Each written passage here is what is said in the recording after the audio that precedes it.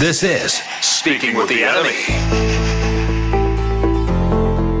Hey, Ticats fans, it's digital host Louie B with another episode of Speaking with the Enemy. And of course, he's not the enemy, but he calls the enemy. TSN 690 in Montreal. It's Sean Campbell, the play-by-play voice. And Sean, thanks so much for doing this. Appreciate it. A big matchup in Montreal in front of that home crowd. Yeah, no problem, Louis. I'm excited for this matchup, and I think Alouettes fans are excited for the matchup.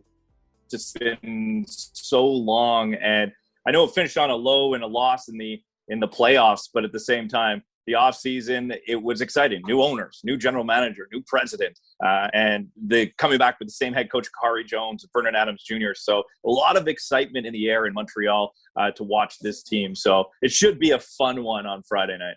It was a matter of inches, and this team is 2-0. How has the team bounced back? What have they done this week? Where's the focus after such a difficult loss and a tough opponent in Hamilton? Yeah, I think their focus this week has been on discipline because they feel like they could have won that game in Calgary. Of course, they're going up against a rookie quarterback and Jake Amer, and started off strong, but then it kind of changed and struggled later on in the game. And then penalties. 16 penalties in that game for the Owls, a lot that could have been avoided. And after all that, they still were half a yard from winning the football game on the road in Alberta. So I think that there's still a good vibe around the team because they felt we didn't put up our best foot forward and we were within half a yard from winning a football game. And they're facing an 0-2 Ticats team that I don't think many people thought were going to be 0-2. You asked me before the season, I had Ticats top of the division. They're trying to find their offense. I think it's a matter of time for Hamilton. So I'm really excited about this football game. And to that point, do you think the Owls look at this as an opportunity and be like, hey, Hamilton's going to figure it out eventually? They might not have it figured out yet right now, and here's where we can take advantage and pick up a crucial divisional win. Oh yeah, the divisional wins are so important in the CFL, and I think that that's one thing that they want to do is take advantage of the team that's not feeling good about themselves. And that's what any team wants to do. But, you know, it's kind of like those first two games were maybe preseason for the Ticats. But at the same time, you have to look at it, maybe those first two games were preseason for the Owls. And they still haven't found their groove. Vernon Adams Jr. is still missing a couple guys. So, yeah, they want to take advantage of a team that's not feeling it right now. But I still think that the Ticats have some offensive weapons. And if you look around the CFL, the Ticats and the Owls are probably the two teams that had the most returning offensive players. And I think that's one of the reasons why you've seen the Owls have success offensively. And I think that's why it's so shocking that you haven't seen the success with the Ticats because of the returning players. So, yeah, the Owls want to take advantage of that. But I think Khari Jones spoke with him a couple times this week. I think he knows that Hamilton's just about to turn a corner and likely will at some point. But Owls fans hoping not this week. Do you think the Owls are maybe underappreciated, under-respected in CFL circles? Because, I mean, they had a good season in 2019, and you mentioned it. I feel like Vernon Adams obviously took a huge step in 2019. Khari Jones has got a year under his belt as head coach. Do you feel like Montreal gets the respect they deserve? Yeah, I think that they're still under the radar a little bit. You know, everybody's looking at Winnipeg and Saskatchewan, and let's be honest, it is a Canadian West heavy league where that's where a lot of the focus is. The fan base may not be as large in Montreal as some of those other places, so it doesn't get the attention. But I think maybe halfway through the season, a third of the way season, it'll get the attention because of, like you said, in 2019, the Owls were pretty good, Vernon Adams Jr., but I think it's a star in the making in Vernon Adams Jr. You really have a guy that's meant for the CFL. He's gotten his reps 4 years in the league now. He really understands the league. There's going to be ups and downs like any other quarterback in the CFL, but if you have a quarterback that could really draw star power and attention, I think he can. And if he stays healthy, it'll make the Owls very relevant. But I don't think they're there yet. I think they are still under the radar. But I think by the end of the season, people will realize that this is a good team. I don't know if they'll win the division or they'll come second or they'll maybe be in a crossover. Who knows? But at the same time, they're going to put up storylines, and they're going to be entertaining. That's for sure. They want to put butts in the seats in Montreal. Speaking of butts in the seats, and I want to get to Vernon Adams Jr. in a second, but you brought up butts in the seats because some of the scenes out of Montreal, like in the second half of last season, in that comeback win, that march towards the playoffs, like what's that city like when the Montreal Alouettes are good?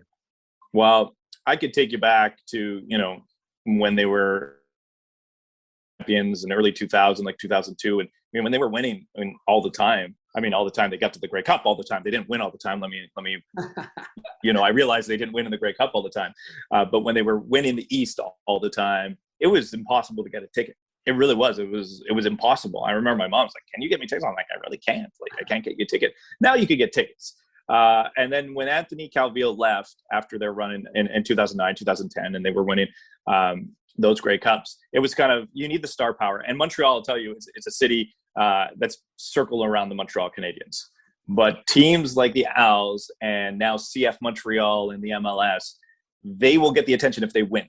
If they win, they will get the attention. So that's the one thing that the pandemic killed the Als. They had new ownership and they were ready for 2020. They really were. And they're trying to make 2021 their 2020 and build off that momentum, even though it was so long ago. And I think it's really tough to make that connection to the fans because you're talking about 500 plus days since a home date in Montreal.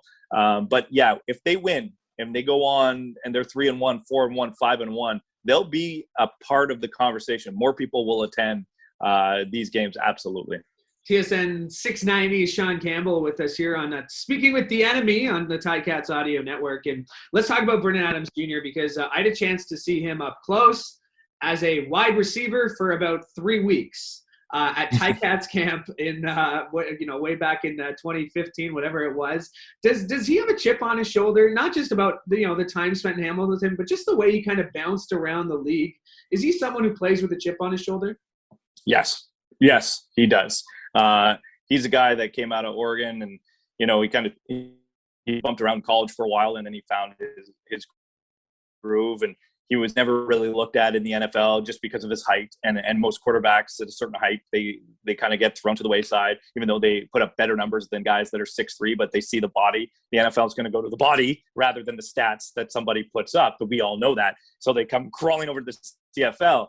Then they think that the CFL is going to be easy. I'm going to show up, throw some balls. I got all this space. Then they realize CFL is hard and it takes time. And I always say this about quarterbacks. They need 3-4 years. Like a rookie American quarterback may have all the talent in the world, but there's an understanding of the game. He's there now on the understanding of the game. I think he's there with the communication with his coach. But yeah, he's always got that chip on the shoulder. And I think that's probably just natural for him, just being the size that he is, kind of being bounced around, been traded in the CFL, come back and gotten his opportunity. But now he's grabbed it, and there's no doubt that he's the starter in Montreal. He's the go-to guy in Montreal. He's the guy that's going to put it all together. So I think that he has that chip, and I think it's something that drives him. What does it mean to have that guy in Montreal now, though? Because you mentioned it. Calvillo, the early 2000s of Al's lore, there were a lot of guys in between Calvillo and Vernon Adams Jr. So what does it mean to have finally the guy? Yeah, you wanna go through the list? Adrian McPherson, Josh Nieswinder. I could keep going down. Johnny Manziel, come on, we can't forget the Johnny Manziel. I know Hamilton, you guys know the Johnny Manziel, saga so well. But look, I think it's just stability at the quarterback position. It's just so hard, and I think any franchise can go through that. And who knows, things can change. In a week in football. It's such a vicious sport. It's such a crazy turnaround. And yeah, I think about, with the Ticats, Dane Evans and Jeremiah Mazzoli. You thought it was sorted a year ago, right? But now who knows what's happening and it happens so quickly. But this is a guy that can be, one of the premier quarterbacks in the CFL. So I'm very curious how it turns out this year and next as the starter of the Als. I don't know if we can talk about a decade like Anthony Calvillo, but at the same time, it's pretty neat to see a quarterback like that really come into his own. And I still think that there's so much room for growth because he's not a perfect quarterback. He overthrows guys. He underthrows guys. He misses. 55% completion percentage is pretty good for him. But at the same time, big play VA is a great nickname because he just makes plays. I think, I have a feeling that, if Dane Evans ends up as the starter, de facto starter at some point, that's going to be a great rivalry to see Vernon Adams Jr. and Dane Evans go head to head as kind of the beasts of the East. Of course, Jeremiah Masoli could still be that guy too. But Sean, you got a great team you get to call there in Montreal. It should be a great game tomorrow night. Hope you have a great call on TSN 690. Yeah, I'm looking forward to it. Should be a fun one. And I'm hoping, and I think this might be the first barn burner of the CFL season. This might be the first one where both teams hit 30 points. There's a big prediction. First game between East Division opponents. First game in the East. It's in Montreal. Sean, thanks so much for doing this.